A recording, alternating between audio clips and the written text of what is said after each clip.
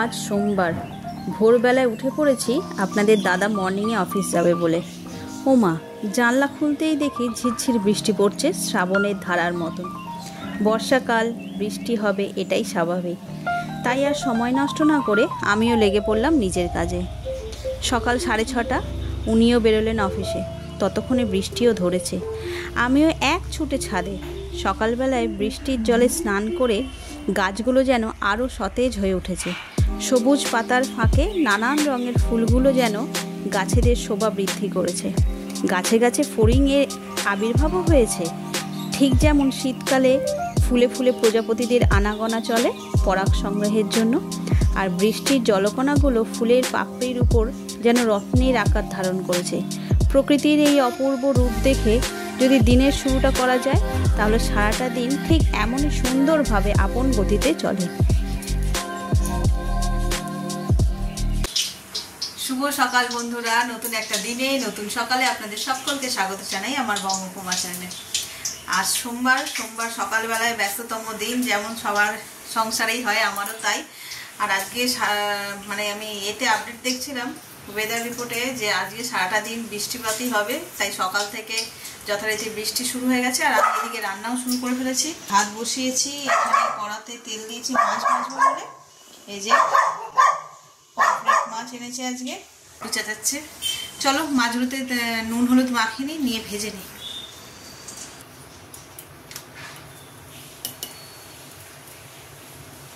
Pomfret মাছগুলোকে দেখেই বোঝা যাচ্ছে খুব ফ্রেশ, সাদা ধপধপ করছে, চোখগুলো জল জল করছে, ঘোলাটে হয়নি এখনো।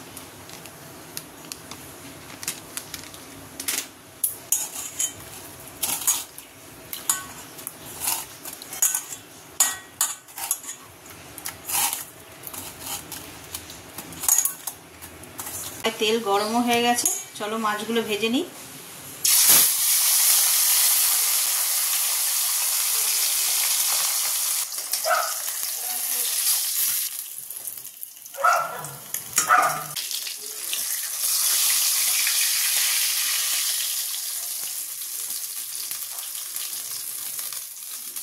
এই দেখো সব মাছ কটা ভাজা হয়ে গেছে, আর এরপর ঝালটা করে নেবো। আর মাছ ভাজতে কি হয়েছে যে কেলেঙ্কারি কাণ্ড। এই যে দেখো তেল ঠিক রে, এই যে বড়ি নীল লাগিয়ে রেখেছি, দিতে একটু জ্বালাটা কমলো। কালো জিরে দিলাম, আর দেবো টমেটো আর কাঁচা লঙ্কা বাটা।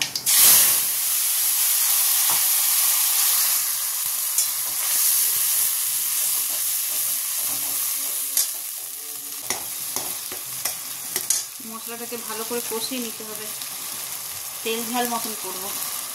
হলুদ দিলাম, স্বাদ মতন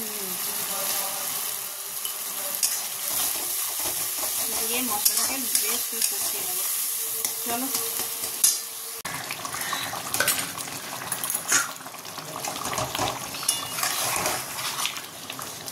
মাছের ঝালটা হয়েই গেছে, এবার এতে অল্প সামান্য একটু সর্ষে বাটা দিয়ে দেবো।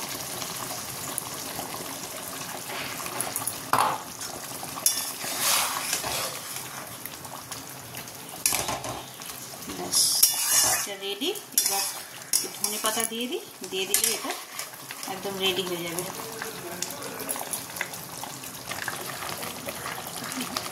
ধনে পাতাটা দিয়ে দিলাম, দিয়ে ব্যাস এবার এটাকে ঢেলে নেব।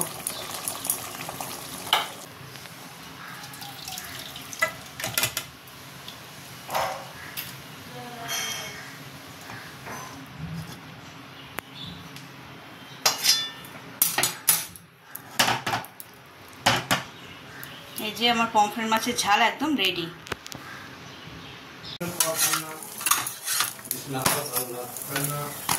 এই যে পরোটা করছি, ছেলে টিফিন নিয়ে যাবে বলে, আর এইখানে বেলছি, ওর মতনই করবো।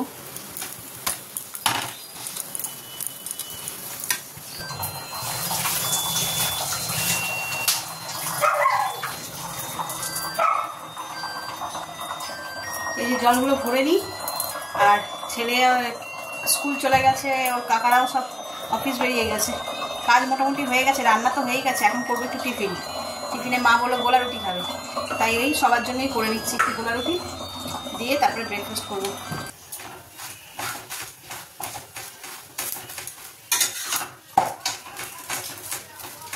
এই যে টিফিনে গোলা রুটিটা করছি, হয়েই গেছে। মাকে দিয়ে দিই, আমি আর গোলা রুটি খাবো না, আমি ভাবছি একটু মুড়ি খাবো। অনেকদিন মুড়ি খাইনি, ভাবছি মুড়ি খাবো। আর এই বৃষ্টি পড়ে যেমন মাছির উৎপাত বেড়েছে, আর এই রান্নাঘর যেন সারাক্ষণ প্যাচ প্যাচ করছে। পায়ের তলায় একটা টাওয়াল রেখেছি পাটা মোছার জন্য, মেঝেতে পা দিলেই মনে হচ্ছে যেন জল, এত ড্যাম।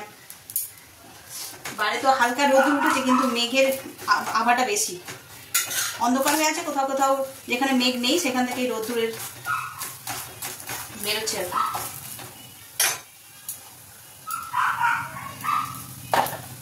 অল্প সামান্য তেল দিয়ে, নাহলে আবার লেগে যাওয়ার ভয় থাকে, অল্প সামান্য তেল দিয়ে উপর দিয়ে ছড়িয়ে ছড়িয়ে এই গোলা রুটিটা করি।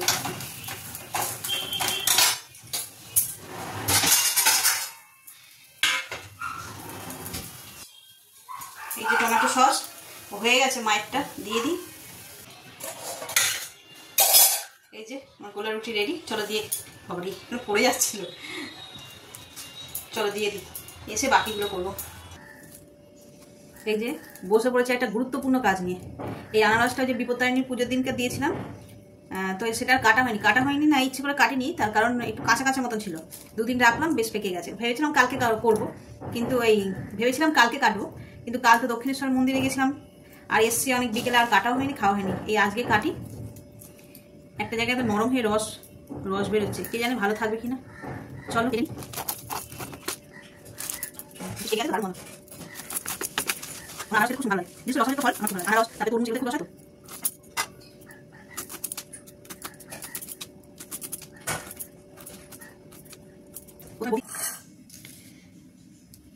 এই যে দেখো আনারসটা আমার কাটা হয়ে গেছে, এবার একটু মেখে নেব। দিয়ে দেবো বিট নুন,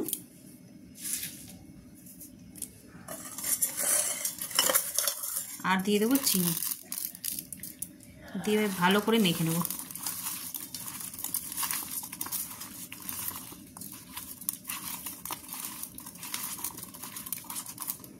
চলো এবার এটাকে ফ্রিজের মধ্যে রেখে দিই।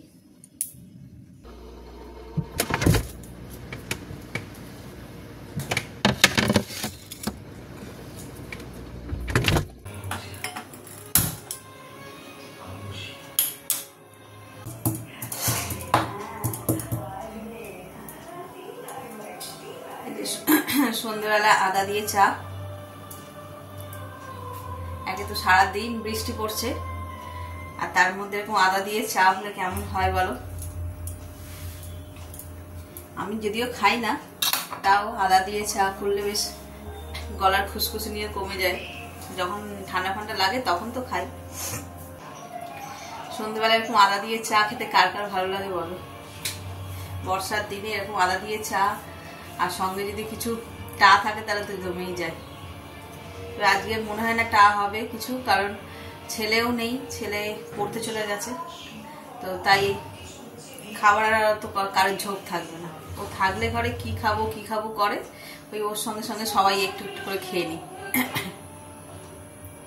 এই চাটাকে একটু ভালো করে বানাই, সবাই চা খাবে। এই যে দেখো জলটা ফুটে গেছে, আদা দিয়েছিলাম, আদা দিয়ে ফুটে গেছে। এবার চা পাতাটা দিয়ে দিই।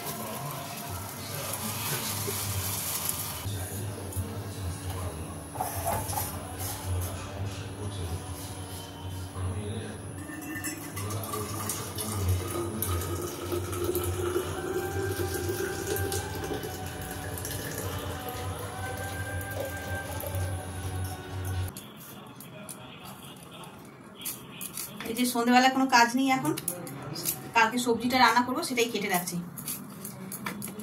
এই যে কাটোয়া ডাটার তরকারি করবো। কালকে যদিও নিরামিষ নয়, তবে এই নিরামিষ চচ্চড়িটা খেতে ভীষণ ভালো লাগে। ওই যে ভোগের দিন করেছিলাম, এই ডাটারই করেছিলাম। আবার কালকেই তো দক্ষিণেশ্বর মন্দিরে গেছিলাম, সেখানেও ভোগেতে দেখছি যে এই পাঁচমিশালি সবজিতে এই ডাটাই দিয়েছিল। এই একইভাবে বড়ি, তারপরে এই সবজি, মানে এই ডাটা, কুমড়ো, আলু, বেগুন, যত রকমের সবজি হয় আর কি সিজনের, সব দিয়েছিল। আমরাও ওইভাবেই করি। আবার আমাদের থোড় দেয় এতে, কিন্তু আজকে থোড় আনা নেই, দেখি কি করে। কালকে যদি থোড় আনে আবার কুচিয়ের মধ্যে দিয়ে দেবো। এটা অনেক পুরনো রান্না আমাদের বাড়ির, এই বাড়ির আর কি। তারপরে এই যে কাঁঠাল খেয়ে যে দানাগুলোকে জমিয়ে রেখেছি, এই চচ্চড়িতে এই দানাও দেয়, খুব সুন্দর খেতে লাগে।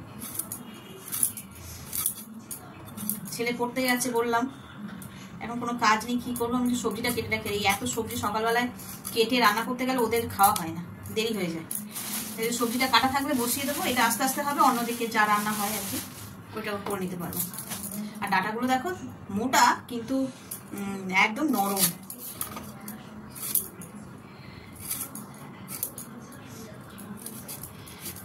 আজ এত বৃষ্টি পড়লো, ছাদে যেতে পারলাম না। আমার ছাদে ওই যে এর আগে একদিন দেখিয়েছিলাম, পুঁই গাছের গোড়াগুলোকে বসিয়েছি, বেশ এরকম ছোট ছোট গাছ হয়ে গেছে। ভেবেছিলাম আজকে যাবো, ওটা গিয়ে অন্য বড় আর কি টবের মধ্যে বসিয়ে দেবো, কিন্তু এত বৃষ্টি পড়লো, আর এই অবেলার বৃষ্টিতে ভেজাটা ঠিক হবে না বলে যায়নি। সকালের দিকে হলে তাও বৃষ্টিতে ভিজে বসিয়ে দেওয়া যায়, বিকেলে আমি না বিকেলে যাবো, কিন্তু এত বৃষ্টি পড়ছিল বলে আর যায়নি। আজকে তো সোমবার, ঘরে বসে আছি। আগামী সোমবার আমার দিদির মেয়ের বার্থডে, ও পাঞ্জাবে আছে, আর ও রবিবার দিনকার ফিরবে, আগামী রবিবার ফিরবে, আর সোমবার দিনকার জন্মদিন। সবাই এত আনন্দে রয়েছে, ওদের বাড়ি হই হই হচ্ছে, মানে এই ও আসবে আর বাড়ির লোক সব আয়োজন করছে আর কি, বড় করেই করছে জন্মদিনটা। তোমাদের সঙ্গে তো সবটাই শেয়ার করবো, তাই হচ্ছে এই সপ্তাহে এখানে, পরের সপ্তাহে ওইখানে। এই যে সবজিগুলো কাটছিলাম, কাটা হয়ে গেল, অনেকক্ষণ সময় লেগে গেল। এই যে এক ঝোড়া সময় লাগবে না। এই যে সবজি, তার চেয়ে বেশি বেরোলো খোসা, সবজির চেয়ে বেশি খোসা বেরোলো। এগুলোকে আর ফ্রিজে ঢোকাবো না, এগুলোকে একটা ভিজে কাপড় দিয়ে চাপা দিয়ে রেখে দিলেই হবে। সকাল সকাল তো রান্না করি, অসুবিধা হবে না। আর একটু আলু ভাজবো বললাম, ওই আলুটা ভাজা হয়ে গেলেই মোটামুটি কাজ শেষ। চলো তাহলে আলুটা ভেজে নিই। রাত 11টা বাজে, আজকে তাড়াতাড়ি খাওয়া দাওয়া সেরে ফেলেছি, কারণ বরমশাই নেই, উনি কাজে আছে। সকালেই বললাম নাইট ডিউটি, আমি আর ছেলে একা একা কী করবো, পড়ে আসতে বলছে মা খিদে পেয়েছে, তো ওকেও দিলাম, দিয়ে আমিও খেয়ে নিলাম, আর মা ভাই ওরা তো খেয়েই নিয়েছে। তো চলো আজকের ব্লগটাকে এই পর্যন্তই রাখছি। যদি কিছু ভালো লেগে থাকে তাহলে please like, comment, share and subscribe. ভুল ত্রুটি মার্জনা করবেন, সংশোধন করবেন। সকলে ভালো থাকবেন, সুস্থ থাকবেন। আগামীকাল আবার দেখা হচ্ছে নতুন একটা দিনের সঙ্গে।